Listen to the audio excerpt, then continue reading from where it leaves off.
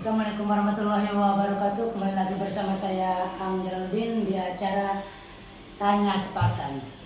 Kali ini saya kedatangan tamu masih dari komunitas Gaspol dengan Bapak Rusli.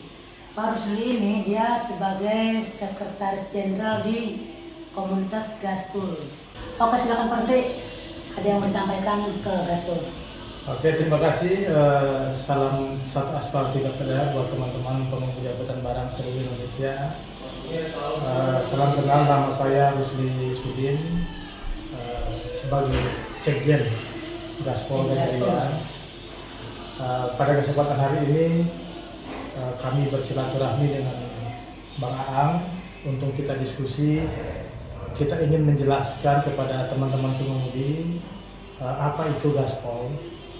Apa sih yang akan kita perjuangkan dengan wadah Gaspol Ganjarian ini, supaya teman-teman biar tahu apa sih yang ada di pikiran kami sebagai pengemudi juga, karena saya juga kebetulan pengemudi angkutan barang, sehingga semangat kami di Gaspol Ganjarian ini adalah bagaimana memperjuangkan aspirasi daripada teman-teman pengemudi.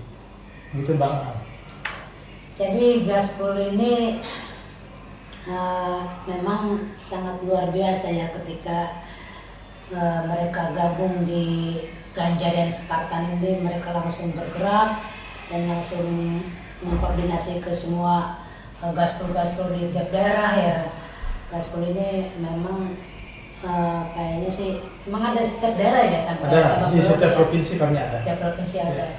Soalnya saya pernah ketemu juga di Sumatera gitu.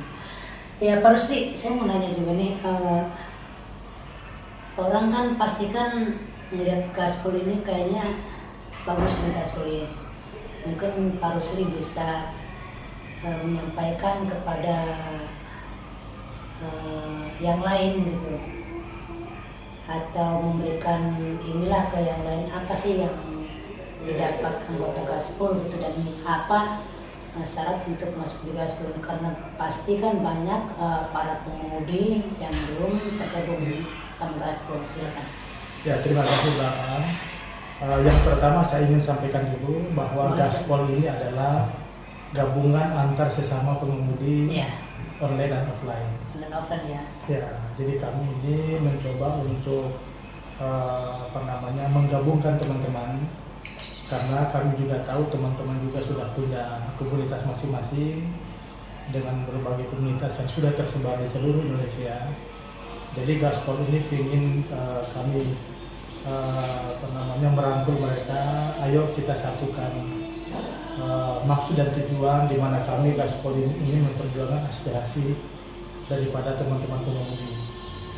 Di Gaspol ini kami sangat konsen dengan teman-teman pengemudi angkutan barang,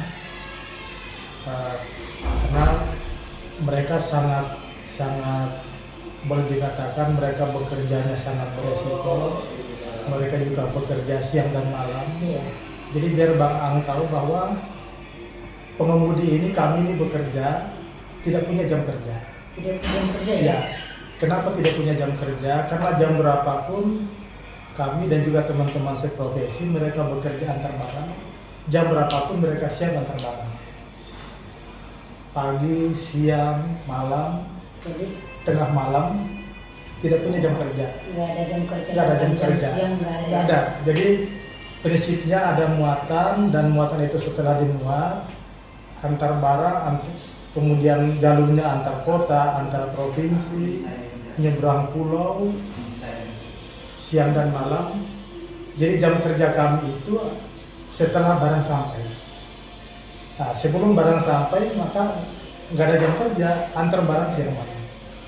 Itu karakter pengemudi. Tentunya mereka juga di saat mengantar barang ada risiko-risiko dalam bekerja. Mereka harus bekerja siang dan malam, kemudian juga menyangkut juga dengan perlindungan buat mereka juga kita perhatikan. Oh, ada perlindungan ya dari komunitas perlindungan. Ya, jadi contohnya bagaimana kita ingin teman-teman yang bekerja antar barang jangan sampai ada pungli.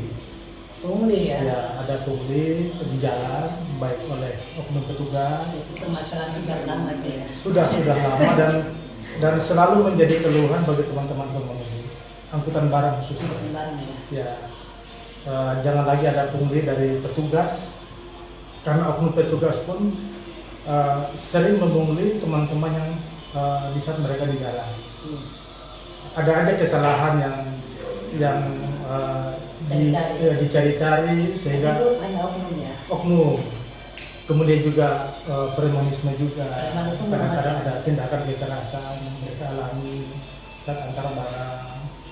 Jadi harapan kami Gaspol ini tentunya kita ingin komunikasi dengan semua teman-teman komunitas, teman-teman driver, angkutan barang khususnya, supaya apa yang mereka keluhkan, insya Allah kita coba akan mencari solusi bersama. Berarti ketika para pengemudi mendapatkan di jalan kayak seperti itu, ada bantuan dari Gaspol sendiri ya? Iya, ada hal-hal yang bisa kami lakukan, tentunya perlu supporting dari pemerintah. Ya, contoh pungli itu kan yang dilakukan oleh oknum petugas, maka tentunya pemerintah lah yang memberikan suatu teguran, ya, memberikan suatu himbauan kepada para petugas di jalan supaya tolong jangan pungli atau mencari-cari kesalahan daripada teman-teman pengemudi. Bukannya itu terus-terusan dilakukan sama Pak Jokowi untuk menghilangkan pungli ini? Ya, apa yang dilakukan Pak Jokowi kan sebenarnya sudah, tetapi kan ini kan permasalahan yang bukan terjadi baru 5 tahun terakhir. Oh, baru. Artinya ini sudah lama. Oh, iya. Sudah lama terjadi.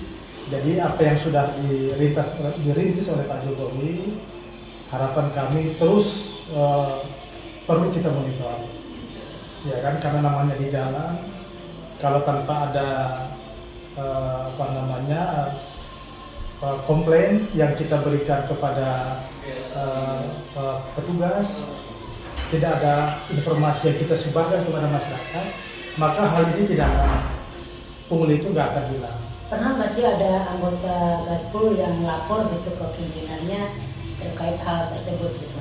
Ya sebenarnya kan kami ini kan sudah punya komunitas juga dengan teman-teman yang lain, jadi hal-hal seperti ini bukan barang baru. Sering ya? Sering mereka alami, gitu ya? betul, sering mereka alami, sehingga kami berharap adanya Gaspol ini dengan kekuatan ganjariannya, iya. Kita lebih fokus untuk mengawal. Kami berharap Gaspol ini menjadi wadah yang bisa menampung aspirasi dari teman-teman pengemudi, dan kita juga coba untuk perjuangkan. Kemudian ini Pak Rusli, kan namanya di jalan ya, ada aja kayak kecelakaan apa gimana, apa tindakan dari Gaspol ini? Ya, kalau di dunia pengemudi Bang, kami sudah artinya Gaspol ini juga adalah gabungan daripada beberapa teman-teman organisasi, di mana kami sudah punya program untuk BPJS Ketenagakerjaan. Ada ya? Ada. Kenapa kami sangat concern di BPJS Ketenagakerjaan? Karena teman-teman pengemudi yang bekerja siang malam sangat berisiko dengan kecelakaan kerja. Ada beberapa kasus yang sudah kami tangani seperti di Bali. Baru-baru ini?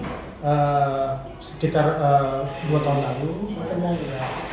Di Bali Bang Nyoman Sutayana, kemudian juga di Jakarta kecelakaan kerja juga Bang Subuh tahun lalu. Kemudian juga ada yang meninggal. Mereka sudah dengan program BPJS Ketenagakerjaan, mereka bisa mendapatkan pelayanan yang maksimal dari rumah sakit dan gratis. Itu bantuan dari Gaspol juga ya?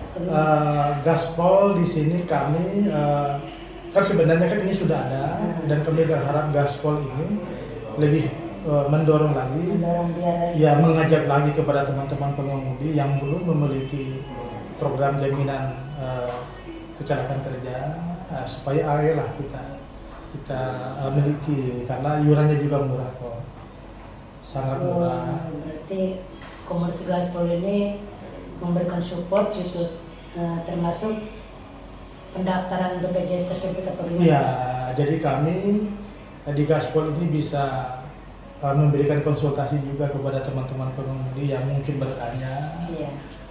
ingin tahu apa sih manfaat dari BPJS Ketenagakerjaan yang saat ini kami sangat semangat untuk sosialisasi kepada Karena- teman-teman pengemudi. Karena banyak yang tidak peduli hal itu ya. Ya, karena gini Bang Aang, profesi pengemudi kan sangat beresiko karena Betul. terjadi kecelakaan kerja itu pada umumnya adalah benturan. Benturan itu bisa beresiko meninggal, bisa beresiko cacat, Iya, iya. kemudian juga mereka bisa mengorbankan dirinya juga maupun mereka bisa mengorbankan orang lain akibat daripada kecelakaan kerja itu. Ini kan sangat riskan ya. Tentunya dengan program yang sudah kami jalankan itu dan kami melihat sangat besar manfaatnya buat teman-teman. Jadi Gaspol nanti akan memberikan sosialisasi, memberikan himbauan kepada teman-teman pengemudi supaya ayolah yang belum punya jaminan kecelakaan kerja, ya kan, begitu juga jaminan kematian, karena bagi kami apapun pekerjaan sebenarnya bukan hanya pengemudi Bang, yang sekarang kita coba untuk galakkan BPJS Ketenagakerjaan, bukan hanya pengemudi, tapi apapun profesi pekerjaan mereka, kami berharap semua punya BPJS Ketenagakerjaan. Tetapi kami kenapa lebih konsen kepada pengemudi angkutan barang, karena risiko kerjanya lebih besar. Karena mereka harus bekerja siang malam, antar barang, ya kan, kecelakaan kerja itu kan bisa akibatnya penyebabnya bisa dari sopirnya, Iya. bisa juga dari kendaraannya, bisa juga dari muatannya. Kalau bisa ada apa? Ya sebenarnya semua saling terkait. Yang terkait ya. Ya, dan perlu juga Bang Am tahu bahwa apabila ada musibah yang dialami oleh pengemudi, ini ada 5 risiko yang dihadapi oleh pengemudi. Yang pertama, otomatis dia akan disalahkan sama yang punya mobil. Yang punya mobil yang ini ya. Yang punya truk pasti nyalahin kami gitu ya sebagai driver. Enggak supirnya dulu. Iya, artinya supirnya kan disalahkan. Nah, yang punya mobil menyalahkan kepada supirnya, kamu sih bawa ugal-ugalan kah, nggak tidur kah, atau apalah macam-macam. Disalahkan sama yang punya mobil. Kemudian juga disalahkan sama yang punya barang. Yang punya barang juga nyalahin, gimana sih supir itu kok bawa mobil, gimana kok barang gue rusak. Ya kan? Kemudian apabila kita alami musibah, bisa juga disalahkan sama yang punya fasilitas jalan. Contohnya kalau kita alami musibah di jalan tol, contohnya, ya itu pagar fasilitas jalan itu akan kita ganti. Diganti sama Diminta ganti. supir ya? Ya, itu juga diminta ganti. Kemudian jadi ada 3. Yang keempat adalah dia bisa mengalami permasalahan hukum. Oh, ya. Permasalahan hukum akibat daripada kecelakaan kerja. Contohnya, apakah kecelakaan kerja itu bisa dia nabrak orang? Ya kan, contohnya kalau mobil yang lagi mobil besar mungkin perawatannya kurang, dengan muatan yang berat, tiba-tiba remnya blong, dia akhirnya keputusan sebagai sopir nabrak tiang listrik, atau dia nabrak pembatas jalan, atau bisa juga dia nabrak rumah orang. Dan bagi saya itu adalah rem dia. Karena dia nggak punya pilihan, dia melihat situasi seperti apa, apakah dia panik, dan otomatis terjadi orang lain yang korban, dia juga akan kena permasalahan. Kan ada 5 resiko kecelakaan, 5 resiko yang dihadapi oleh pengemudi akibat kecelakaan kerja. Yang pertama disalahin sama yang punya mobil, yang kedua juga dia bisa disalahin sama yang punya muatan. Yang ketiga, dia harus ganti rugi akibat fasilitas jalan yang rusak. Yang keempat, dia bisa mengalami permasalahan hukum. Dan yang kelima, keluarganya jadi korban. Gitu ya. Ya, jadi akibat inilah yang kita ingin, insya Allah Gaspol ini akan coba untuk memberikan perlindungan dengan apa yang kita bisa berikan kepada teman-teman pengemudi. Gitu, Bang. Karena memang kompleks, Bang. Kalau ngomong pengemudi ini pasti panjang ceritanya. Iya ya. Ya kan? Kan Resikonya itu bisa penjara juga buat pengemudi itu ya. iya, dan gini Bang Aang, saya belum pernah dengar bahwa seorang pengemudi yang alami kecelakaan kerja, yang rusak mobil orang, yang sudah rusak barang orang, kemudian dia juga bisa masuk rumah sakit dan bisa juga dia meninggal, ya kan? Anggaplah dia masuk rumah sakit, saya belum pernah dengar mungkin datang perusahaannya, ayo cepatlah kamu selesai, kamu cepat sembuh supaya kamu biar cepat kerja lagi. Saya kok belum dengar. Jadi resikonya juga adalah sudah putus hubungan kerja antara dia dengan pekerjaan. Udah pekerjaan diputus, kalau misalkan dia amit-amit cacat kayak gimana kan, Ya. kasihan juga ya. Ya, dari situlah Bang sangat besar manfaatnya BPJS Ketenagakerjaan buat teman-teman kita di profesi pengemudi. Karena sudah beberapa kasus yang sudah kita alami, teman-teman yang alami musibah, alhamdulillah mereka tidak keluarkan biaya dalam perawatan maupun pemulihan maupun terapi. Bahkan di saat mereka tidak bisa bekerja sekian bulan, itu upah penggantinya itu akan diganti oleh BPJS Ketenagakerjaan. Oh, dari BPJS dapat ya? Iya dapat. Jadi contoh Bang, kami kami kan sasarannya kan adalah pekerja-pekerja mandiri. Iya. Jadi BPJS itu kan ada BPJS yang dibayar oleh perusahaan, ada juga yang bayar sendiri. Bayar sendiri yang mandiri Iya, ya? mandiri dengan upah hanya 16.800. Bukan yang gratis punya ada? Yang pemerintah itu? Kita enggak, itu yang kesehatan Oh, bisa kesehatan. gratis. Oh iya. Kan kesehatan juga ada yang mandiri, ada juga yang bisa gratis. Oh beda ya? Beda. BPJS Ketenagakerjaan sebenarnya nggak gratis, semua dibayar, tapi dibayar sama perusahaan Iya. atau bayar sendiri. Oh gitu Nah, konsepnya. dua-duanya dibayar. Kalau saya kan artinya untuk teman-teman pengemudi kita ambillah upah yang paling kecil. Kita asumsi mereka punya pendapatan 1 juta per bulan. Iya. Dengan iuran bulanan 16.800. Nah, Bagi saya yang penting mereka punya. Karena dengan hanya 16.800 mereka sudah mendapatkan pelayanan unlimited dari BPJS Ketenagakerjaan, unlimited dengan upah 16.800 oh. per bulan. Jadi apakah dia sebagai drivernya atau dia sebagai keneknya, Konektornya. semua profesi bisa. Mau dia mau pedagang, dia pekerja bengkel, dia guru honorer, semua bisa. Bisa daftar buat BPJS Ketenagakerjaan? Ya, yang mandiri. Oh mandiri, yang mandiri Iya, itu? kan kita kan nggak kerja di perusahaan ya. Oh iya. Sebenarnya semua manfaatnya sama, cuman bedanya ada yang dibayar oleh perusahaan atau kantornya, ada yang dibayar sendiri. Manfaatnya sama, kliennya sama. Jadi bukan gratis tapi dia dibayar sama perusahaan. Berarti bisa kita mendaftarkan sendiri ya? Sangat bisa. Sangat bisa ya? Sangat bisa. Untuk itu ya? Persyaratannya juga sangat mudah kok. Sangat mudah ya? Ya, cukup dengan KTP, kemudian juga pekerjaannya apa, wilayah kerjanya di mana, emailnya, dan nomor handphone sudah. Ada nggak korban yang pernah dibantu sama Gaspol ini gitu? Sudah. Yang di Bali tadi? Ya, yang pertama yang di Bali, Bang Nyoman Sutayana, yang kedua Bang Subuh yang di Rumah Sakit Tarakan yang nadinya putus. Kemudian ada yang meninggal, Bang Farid. Innalillahi. Jadi meninggal itu pun Bang, meninggal kategori meninggal biasa, artinya meninggal di rumah, atau dia meninggal dalam kondisi tidak lagi bekerja. Kadang dia meninggal dalam dia lagi bekerja. Jadi perlindungannya itu di saat dia keluar dari rumah, Bismillah, berangkat bekerja dan sampai pulang lagi, semua dalam perlindungan. Ini banyak yang teman-teman kita banyak yang belum tahu.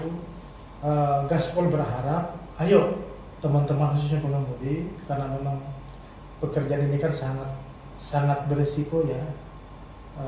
Kita bekerja dalam kondisi lelah, dalam kondisi kendaraan juga kita nggak tahu apakah bannya, tekanan anginnya, remnya, karena kan banyak juga teman-teman sopir ini kan mobilnya kan apakah dirawat oleh perusahaan secara layak atau tidak, layak gitu. atau tidak, mereka hanya bisanya mengendarai sebagai pilot gitu kan. Sehingga terjadi kecelakaan kerja di jalan, itulah yang kita coba berikan perlindungan supaya keluarganya juga tenang.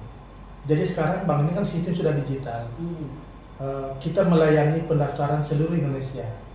Nah itu kan memang program pemerintah kan, Gaspol ini sebagai apa? Ya, Gaspol bank secara pribadi kan saya sebagai sekjen sudah menjadi mitra. Mitra dari BPJS Ketenagakerjaan Iya, itu. Luar biasa. Saya juga sudah mitra resmi, jadi ya. menerima pendaftaran, menerima pembayaran, menerima konsultasi, membantu klien daripada teman-teman. Jadi kita nggak lewat orang lagi. Jadi Gaspol ini adanya Gaspol ini kita tidak lewat orang lagi dalam hal pelayanan kesehatan, ketenagakerjaan. Insya Allah kita akan mengarahkan kepada teman-teman supaya ayolah semua punya BPJS Ketenagakerjaan. Karena gini Bang, kepedulian teman-teman pengemudi di komunitas masing-masing juga sudah sangat bagus. Mereka juga sering gotong royong atau kami sering gotong royong dengan donasi, patungan lah dan lain-lain apabila ada yang alami musibah. Tetapi pada dasarnya kami kan juga punya keterbatasan, ya kan? Dan ada hal-hal yang biarlah menjadi kita serahkan kepada pemerintah karena memang ini programnya sangat bagus. Jadi contoh yang kayak Bang Munfarid, dia meninggal di rumah subuh lah. Dia saya urus dan dapat santunan kematian 42 juta rupiah. Dapat juga ya? Ya, diberikan langsung BPJS Ketenagakerjaan kepada ahli waris. Dan itu tanpa potongan. Tanpa potongan? Tanpa potongan. Syarat buat keluar itu? Diuruslah yang pertama kalau meninggalnya di jalan dan kecelakaan kerja atau meninggal di rumah dan dibawa ke rumah sakit. Tapi pasti dibantu Gaspol ya? Ya. Untuk kemudian itu ya? Ya, di sana rumah sakit, surat keterangan dari rumah sakit, keterangan kematian. Ya, kemudian diurus akte kematian di kelurahan setempat. Kemudian surat waris. Itu syarat-syaratnya? Ya, nomor rekening daripada ahli waris. Tapi kita amit-amit ya. Ya betul. Ya, bagi saya gini Bang, ada istilahnya musibah belum tentu. Iya. Tapi kematian sudah pasti. Ya kan saya juga di rumah juga gitu Bang, saya daftarkan, begitu juga istri saya. Jadi katakanlah kami berdua suka diskusi Bang. Itu nggak kecelakaan aja tetap dapat ya? Iya. Oh tetap dapat kalau ya, sudah ada di itu ya? Sudah terdaftar, yang penting profesi, jadi profesi dia sebagai pekerja. Kalau sekarang kan contohnya ada ibu rumah tangga yang sambil pedagang itu kan bisa punya warung atau bisa pedagang online. Perlindungan itu sampai kepada pembantu rumah tangga pun diberikan perlindungan. Berarti kalau Spartan mau gabung di BPJS Ketenagakerjaan ya, silahkan. Langsung aja kontaknya saya terus di deskripsi Bang Rusli nanti. Sekjen Gaspol Ganjarian. Oke Bang Rusli, terlepas dari itu kan Gaspol ini kan sudah tergabung di Ganjaran Spartan ya. Kira-kira apa nih program Gaspol ke depan nih? Bang Ang, yang pasti di Ganjaran Spartan ini kan kami memperjuangkan Pak Ganjar supaya bisa menjadi pemenang. Betul. Dalam pilpres nanti. Kami pun sebagai pengemudi-pengemudi, insya Allah lewat Gaspol kami akan mengajak teman-teman untuk memberikan dukungan suara kepada Pak Ganjar. Pasti teman-teman akan bertanya, kenapa kok ke Pak Ganjar? Kan? Bagi kami berpikir kan kami juga pelaku, pelaku yang bekerja di jalan, sehingga kami melihat dari capres-capres yang ada, kenapa Pak Ganjar? Karena latar belakangnya kami melihat orangnya adalah dari latar belakang keluarga yang sederhana. Iya, iya, iya. Biar coba. Jadi katakanlah beliau pernah merasakan susah, Iya, betul. beliau pernah merasakan lapar, sehingga pasti beliau peduli dengan kami, sangat respon dan akan membela kepentingan pengemudi angkutan barang, sehingga kami bisa, profesi ini bisa ada regulasi yang membuat kami bangga sebagai pengemudi. Kan bangga di sini kan tentunya ada regulasi yang memayungi. Iya, iya. Contohnya bagaimana undang-undang lalu lintas angkutan jalan raya. Saat ini kan undang-undang lalu lintas jalan raya lebih fokus kepada bagaimana mengatur mobil, bagaimana mengatur jalan. Iya. Tapi sopirnya sendiri bagaimana? Sopir yang tugasnya adalah mengendarai kendaraan ini bagaimana? Sudah enggak dia punya jaminan kesehatan? Sudah enggak dia sejahtera? Ya kan? Sudah enggak dia punya jaminan untuk hari tua? Ya kan? Ini hal-hal yang kami sangat berharap dan kami yakin Pak Ganjar akan peduli dengan itu. Tapi kalau kita flashback ke belakang, kira-kira di zaman sebelum Jokowi dan setelah Jokowi, lebih ini di zaman siapa itu? Kalau kepedulian sebenarnya, ya kalau kita berbicara masa lalu, Pak Jokowi sudah dimaksud di era Pak Jokowi, ini pungli sudah mulai berkurang sebenarnya. Ada tinggal meneruskan. Iya, dengan ketegasan dari Pak Jokowi, kayak di jalur Sumatera itu kan juga sudah diindikan. Kemudian adanya jalan tol itu kan juga membantu teman-teman sopir di saat mereka antar barang, sudah bisa jalur yang memang lebih nyaman lah. Tinggal menerusin aja. Ya, harapan kami Pak Ganjar bisa meneruskan apa yang sudah dilakukan oleh Pak Jokowi. Lebih ditegasin lagi. Ya, lebih ditegasin lagi. Tolong jangan pungli teman-teman pemudi yang lagi bekerja. Kenapa? Karena pendapatan juga tidak seberapa. Jadi jangan sampai uang kami itu habis di jalan akibat daripada pungli, premanisme. Tentunya kami ingin sejahtera. Kami ingin teman-teman pengemudi juga bangga sebagai berprofesi sebagai pengemudi, ya. Yang punya tanggung jawab besar bagaimana lancarnya transportasi logistik. Yeah. Jadi jangan sampai barangnya diperhatikan, barangnya diasuransikan, mobilnya diasuransikan, tapi supirnya enggak. Supirnya bisa diasuransikan juga ya? Iya, dengan BPJS tadi ya. Ketenagakerjaan, dengan BPJS Kesehatan. Sebenarnya Bang, sangat simpel. Sangat simpel ya. Kalau ini ditegaskan, contohnya di saat mereka kir mobil, paling tidak atau secara berkala tinggal ditanya mana BPJS-mu, ya kan? Jadi kalau kita butuh satu payung hukum yang mewajibkan para pengusaha, ekspedisi atau pabrik dan lain-lain mewajibkan pengemudi yang bermitra dengan mereka wajib tunjukkan kartu BPJS Ketenagakerjaan dan BPJS Kesehatan. Kalau belum punya tolong bikinkan. Pertipnya dua dong kartunya. Ya, ini kan dua berbeda. Oh iya. Kalau BPJS Ketenagakerjaan itu kan fokus kepada kecelakaan kerja dan juga kematian. Kalau BPJS Kesehatan kan sakit biasa. Ya, mimpi gaspol seperti ini Bang. Di saat teman-teman itu mereka menyetir, kan mereka itu kan rata-rata dapat uang jalan, antar barang dulu berhari-hari, kemudian sampai dapat uang bayarannya, ya kan ini kan proses waktu. Dalam perjalanan tiba-tiba dihubungi oleh istrinya, Kang, anak sakit. Sementara dia namanya sakit kan kita nggak tahu. Dihubungi istri apakah tengah malam, subuh-subuh, sementara dia masih bertanggung jawab antar barang. Tiba-tiba dihubungi oleh keluarganya, Bang, anak kita sakit. Ya udah bawa aja ke puskesmas. Bawa aja ke rumah sakit. Kan sudah ada BPJS Kesehatan kok. Ya kan? Karena memang profesi pengemudi ini sering banget ninggalin keluarga ya. Ninggalin keluarga Bang. Jadi kami ingin teman-teman pengemudi ini di saat mereka bekerja, mereka juga sudah tenang, mereka sudah nyaman, tidak ada pungli yang aneh-aneh yang mencari kesalahan mereka. kemudian juga sudah punya jaminan kesehatan dirinya dan keluarganya, sehingga mereka menyetir antar barang itu dengan sudah santai. Iya. Ya kan, anak sakit ya udah bawa aja ke rumah sakit.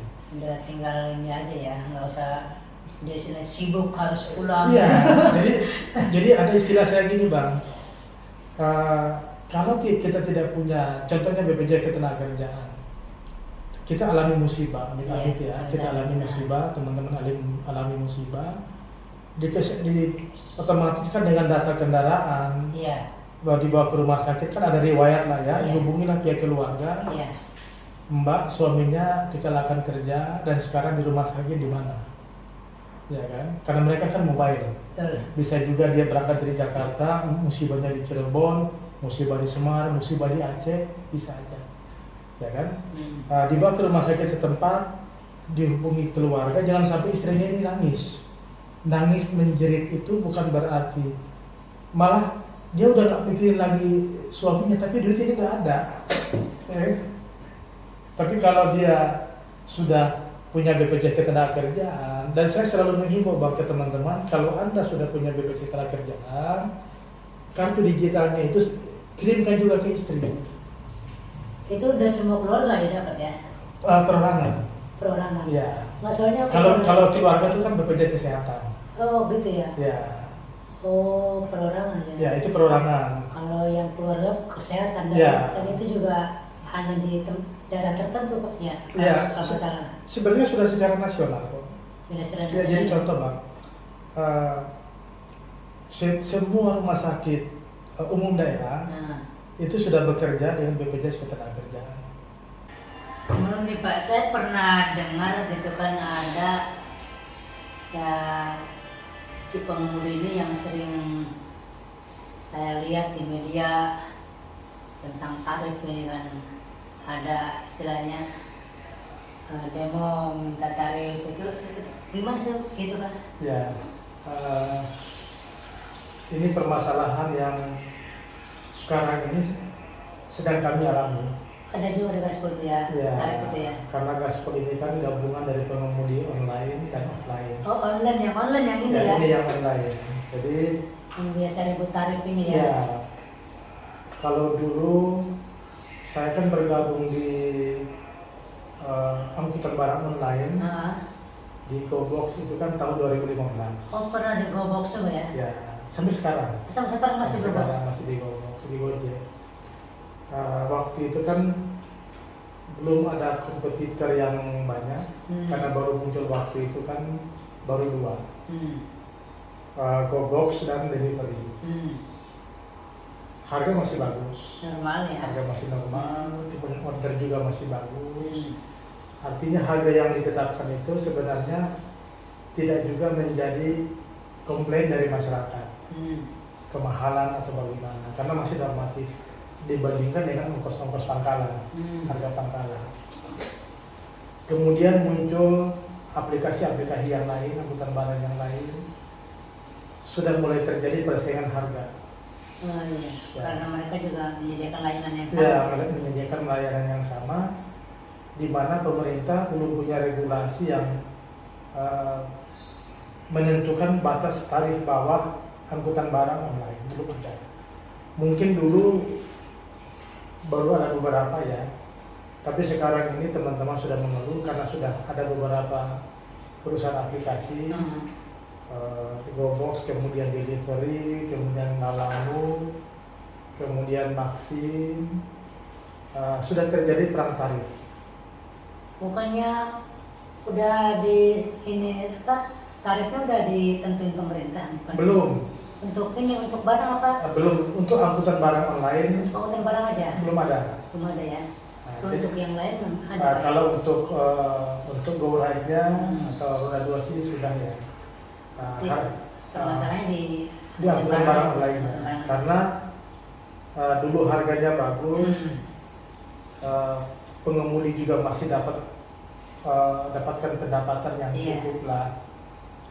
Tapi sekarang sudah berbeda dan harganya murah sekali dibandingkan dengan biaya operasional, kemudian pendapatan dan Iya. jarak yang ditempuh ini sepertinya perlu ada regulasi dari pemerintah, khususnya Komisi 5 dan Kementerian Perhubungan supaya mengatur tarif batas bawah angkutan barang online sehingga tidak terjadi persaingan tarif sesama perusahaan aplikasi.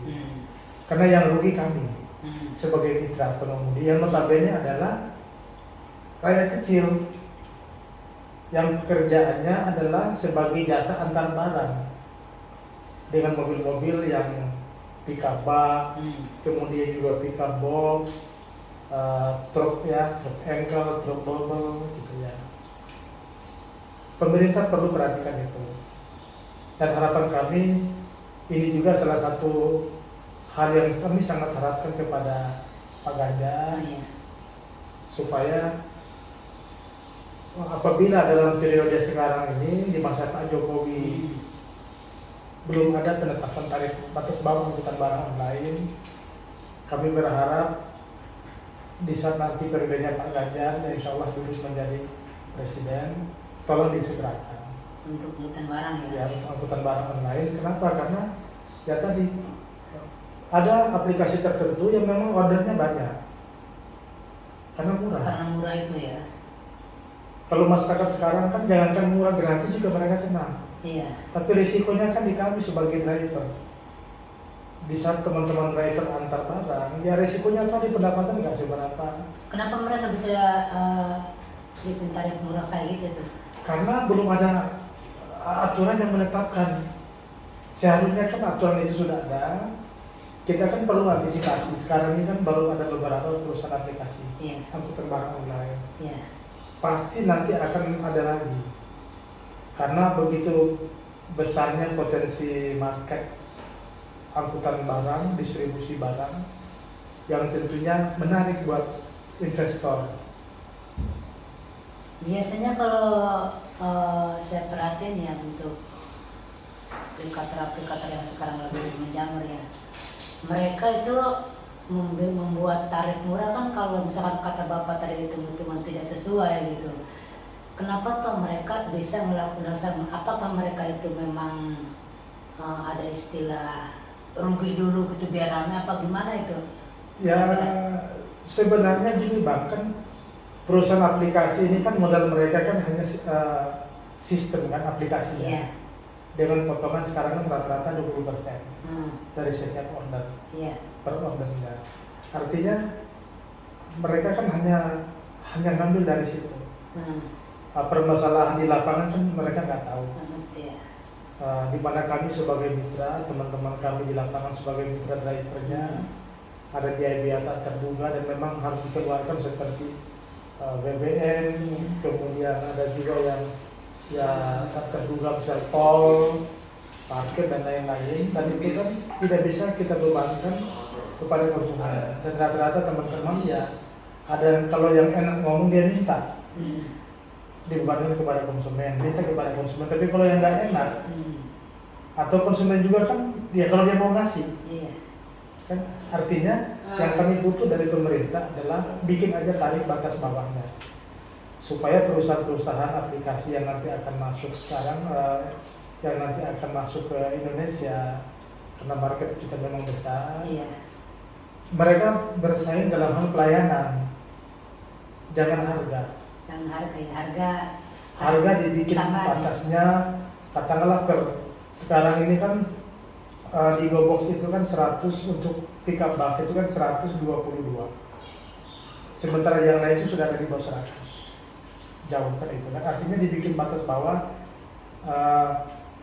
Pengalaman dari harga yang dulu kami rasakan mulai dari 170, 152 dengan harga 152.000 per 5 km pun untuk harga minimum itu nggak ada masalah, ya kan?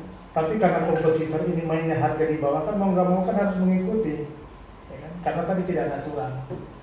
Tapi kalau sudah dibikin batas bawah oleh pemerintah, katakanlah 5 km pertama 150.000, perusahaan apapun yang branding apapun mereka harus mengikuti itu, sehingga tinggal biasanya dalam hal pelayanan mereka tinggal bagaimana mengarahkan mitranya supaya bagaimana melayani konsumen, supaya konsumen tertarik untuk mereka memakai jasa dari aplikasi tertentu.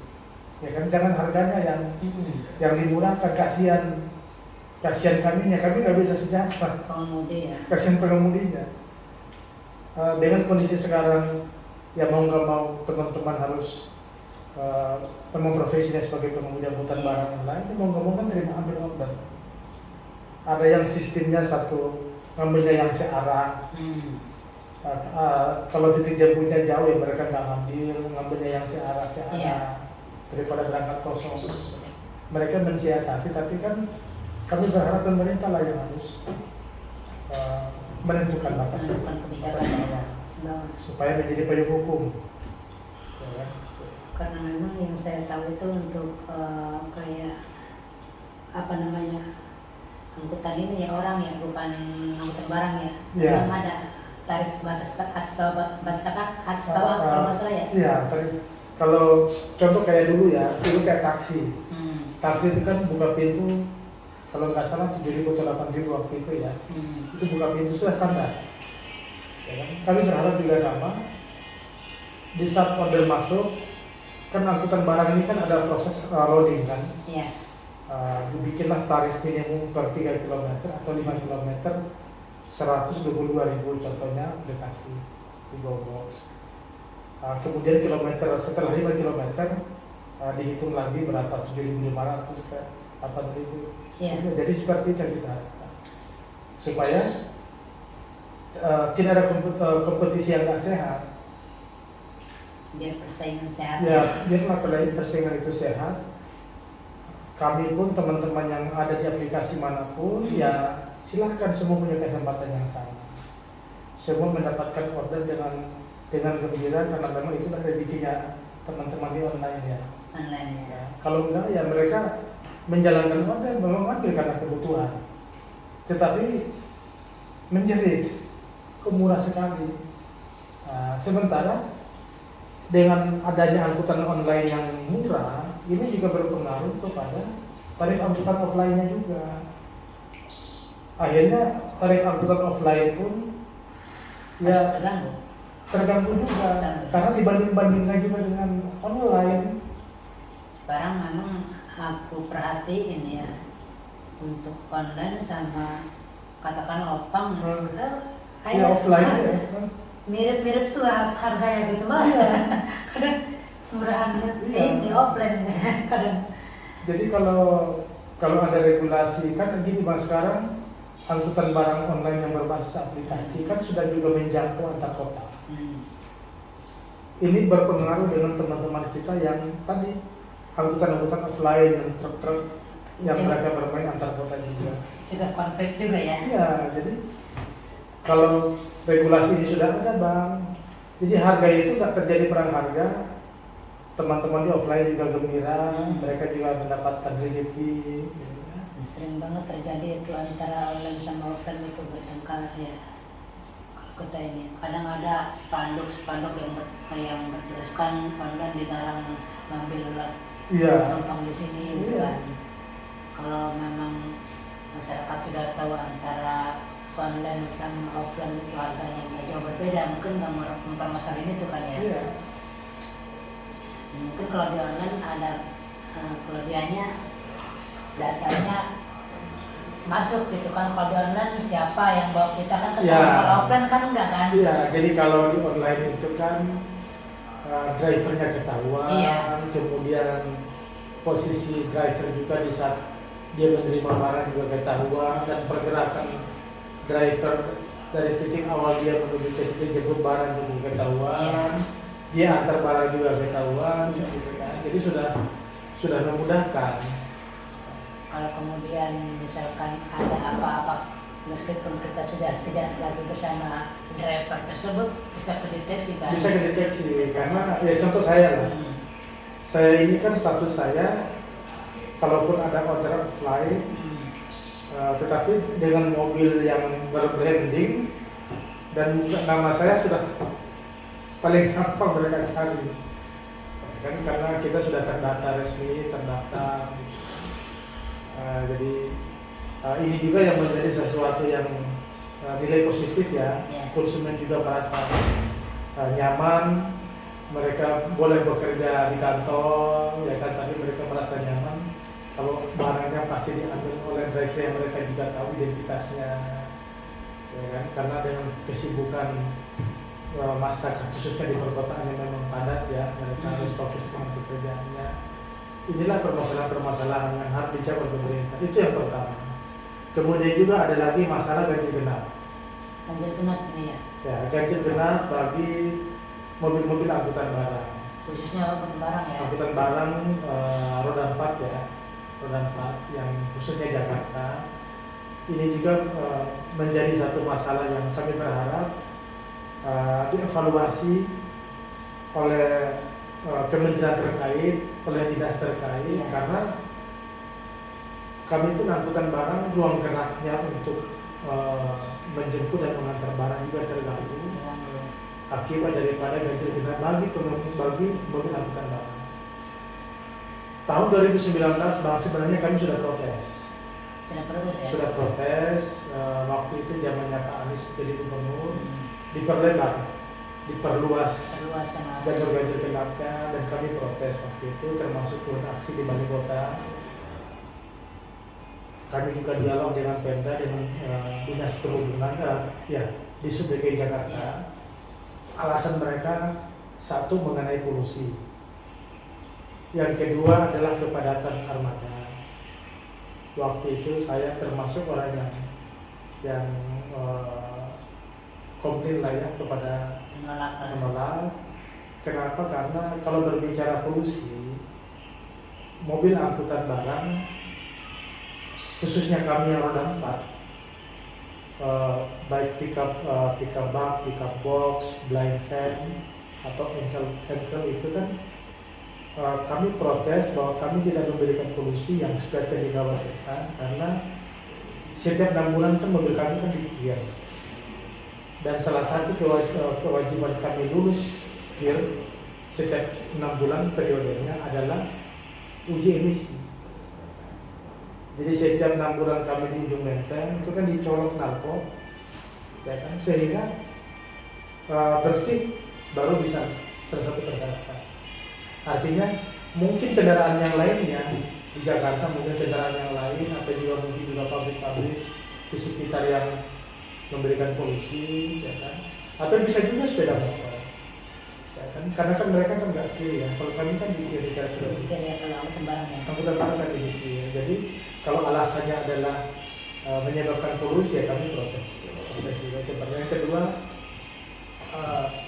saya sampaikan waktu itu bahwa pergerakan mobil angkutan barang tidak seperti mobil pribadi, ataupun taksi ya, atau angkot angkutan umum. Kan mereka kan biasanya mereka mau bayar kalaupun kosong dengan rutenya. Kalau kami ini kan kami akan antar barang kalau ada muatan. Kalau nggak ada muatan jadi pangkalan. Iya betul. Ya kan? Dan pergerakan itu kan tidak serentak. Beda kalau kendaraan pribadi ya serentak jam kerja. Dan kalau kami kan enggak, ya kan? Hanya waktu tertentu. Dan kalau ada muatan, ada order aja. Ada order. Jadi tidak kalau kami salah satu penyumbang kepadatan, ya kami juga kok kayaknya perlu kita bicara dulu kan gitu ya. Yang kedua, kemudian contohnya Jakarta ini kan kota bisnis. Sekarang masyarakat sudah terbiasa dengan bekerja tidak harus juga di kantor. Ada sudah bekerja di rumah dengan pengalaman COVID kemarin ya. Sudah mengajarkan masyarakat tidak harus bekerja di gedung-gedung di pusat kota. Tapi sudah bisa di pinggiran-pinggiran karena sudah teknologi informasi internetnya yang bagus. Artinya dimanapun mereka bekerja, yang penting barangnya kan bisa diantar. Ya kan, ya tentunya barang itu bisa diantar dan lancar dalam pengantaran. Jangan terganggu jalur antarannya. Ya kan? Karena kalau jalur ini sudah terganggu atau dibatas-batasi, kan kami ini kan Kalau antar barang tidak mungkin dilansir, ya kan?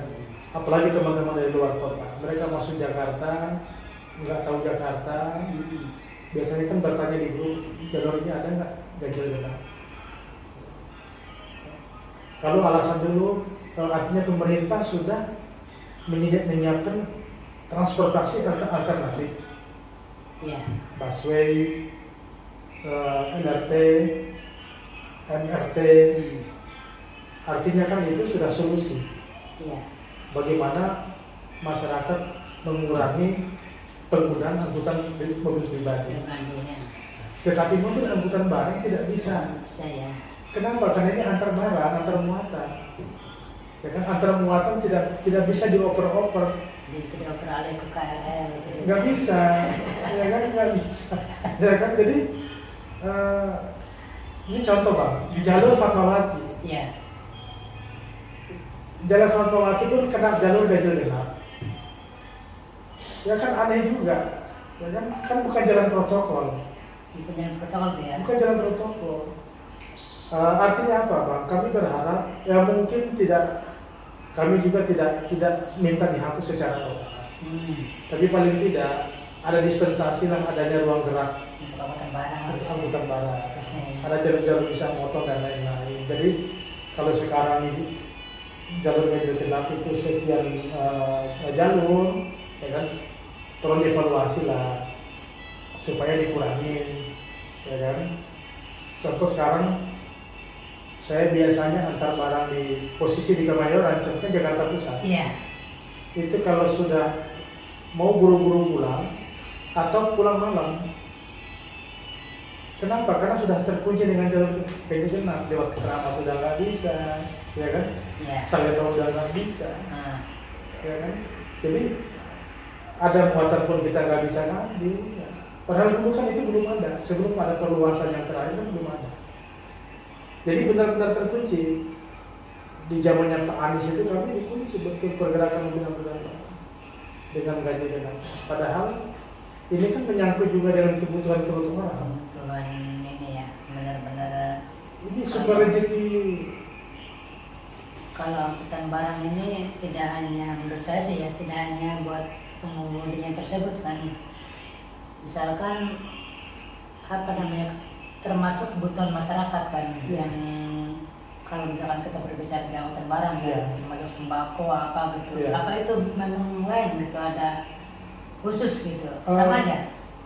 Ada beberapa yang dikhususkan, tetapi secara umum kan angkutan logistik yang ya masyarakat pergunakan jasa kami itu kan memang ya benar-benar kesulitan. Ya. Ada beberapa ada dispensasi, Ada. tapi kan bukan kami. Dan kami kan meminta kepada Pemda khususnya DKI Jakarta atau nanti ya pemerintah harus membuat regulasi juga. Takutnya di Jakarta dibikin, akhirnya di tempat lain juga, di Bandung, di Semarang juga, gubernurnya ikut-ikutan, akhirnya mengunci pergerakan distribusi barang, mengunci juga pergerakan teman-teman untuk mencari rezeki. Karena ini kan rata-rata ini kan masyarakat ekonomi lemah, usaha kecil. Karena kalau barang ini nggak kayak konsumennya, nggak kayak bawa orang ya. Kayak orang. Kayak bawa orang, kalau bawa orang lah datang ke sini dapat lagi. Kalau aku perhatiin ya, yang online itu kan dia bawa orang ke Bekasi, dapat lagi langsung dari Bekasi kemana gitu kan. Kalau barang kan, nah, kayaknya sehari bisa dapat 1-2 paling ya. Iya, artinya kalau orang itu kan aktivitas mereka sudah bisa kita baca. Kalau ingin bekerja tiap hari, jadi peluang untuk mendapatkan muatan itu kan orang angkutan orang itu kan besar. Tapi kalau ikan angkutan barang ini kan tergantung yang butuh, ya kan. Di aplikasi kan kami di radius 3 km. Artinya dalam 3 km itu kalau ada pindahan. Kalau nggak ada ya nggak ada. Ya kan? Jadi kadang-kadang dapat muatan, tapi nggak bisa ngambil karena terkunci dengan jalur ganjil genap. Padahal kalau berbicara akibat alasan bahwa mobil angkutan barang khususnya roda 4 juga menjadi penyebab kemacetan, ya saya pikir perlu kita ngobrol kan istilahnya kan, karena kalau dibilang menyebabkan polusi ya kami juga punya alasan, ya kan, kami dikir kok setiap 6 bulan, ya kan, jadi kalau menyebabkan polusi ya kami punya data buktinya lulus KIR, ya kan. Dibanding kendaraan pribadi kan nggak KIR ya, nggak dicek ya, bisa jadi mereka penyebabnya. Nah, yang kedua penyebab kepadatan. Kan kriteria mobil angkutan barang dengan mobil angkutan umum kan beda. Apalagi mobil pribadi. Jauh berbeda, yang lebih banyak nongkrongnya ya. Kami nongkrong dulu, kalau ada muatan baru jalan, ya kan. Jadi dibilang kami penyebab, saya itu dulu sempat waktu dialog dengan Disupir, sebenarnya silakanlah kita lihat di jalan. Berapa sih mobil angkutan barang yang ada di lokasi itu? Iya. Bisa dihitung kok. Bisa dihitung memang, hitung Ya, jari. kita pakai aja drone. Terjadi kemacetan di Jakarta, silakan hitung. Mobil angkutan barang berapa sih? Bisa dihitung. Betul. Yang bikin macet itu kendaraan pribadi, ya kan? Nah, kendaraan pribadi sudah dikasih solusi tadi, busway, LRT, artinya ya tinggal secara bertahap dengan pelayanan dan nyamannya kereta api kan, mereka juga pasti akan beralih pelabuhan. Kemudian work from home, ya kan, mereka bekerja di rumah, belajar dari COVID, ya kan, maka orang udah nggak perlu lagi ke Jakarta, kan di Bekasi ya, di rumah, ya kan, saudara internet. Nah, yang penting pengiriman barangnya, barang mereka yang diantar bisa terpantau, ya kan.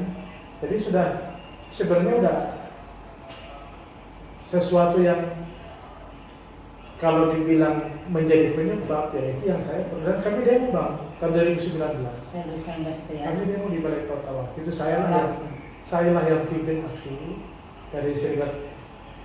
Waktu itu belum serikat pekerja, masih aliansi pemuda angkutan barang Indonesia. Belum ada Gaspol ya. Belum. Saya yang protes. Artinya secara logika kan kami hanya dijadikan alasan, padahal kami sebenarnya bukan penyebab utama. Jadi kami minta kepada Pemda, ya tolonglah, ya kan, atau regulasi lah yang langsung dibuat oleh sesuai dengan undang-undang lalu lintas angkutan jalan, sehingga bisa menjadi payung hukum buat semua Pemda. Jangan sampai Pemda Jakarta udah bikin dicontek lagi dengan Pemda Bandung dan lain-lain, akhirnya semua terjadi. Oke, ada yang mau disampaikan ke Spartan atau pengemudi di luar sana? Iya, bagi teman-teman pengemudi angkutan barang, bagi teman-teman pengemudi online dan offline di seluruh Indonesia, kami mohon doanya dan dukungan, semoga apa yang menjadi cita-cita daripada Gaspol dan Jalian ini bisa tercapai, karena apa yang kami perjuangkan adalah apa yang menjadi aspirasi bagi teman-teman pengemudi. Dukung kami, doakan kami, ayo kita bareng-bareng, kita bekerja sama, berjuang bersama, supaya apa yang menjadi harapan kita semua, apa yang menjadi cita-cita, apa yang menjadi keluarga kita semua, kita dukung Pak Ganjar supaya membuat aturan-aturan yang nanti memudahkan bagi kita pengemudi angkutan barang. Terima kasih. Salam Gaspol Ganjarian Spartan, salam aspal 3 pedang. Oke, itulah tadi perbincangan saya bersama Sekjen Gaspol, dan apa yang sudah diutarakan sama Sekjen Gaspol mudah-mudahan bisa didengar khususnya pemerintah, dan apa yang diharapkannya mudah-mudahan terkabul. Mungkin itu aja, sampai ketemu di Tanya Spartan berikutnya. Saya Ang Jaludin, Saya Rusli Sudin. Pamit undur. Assalamualaikum warahmatullahi wabarakatuh.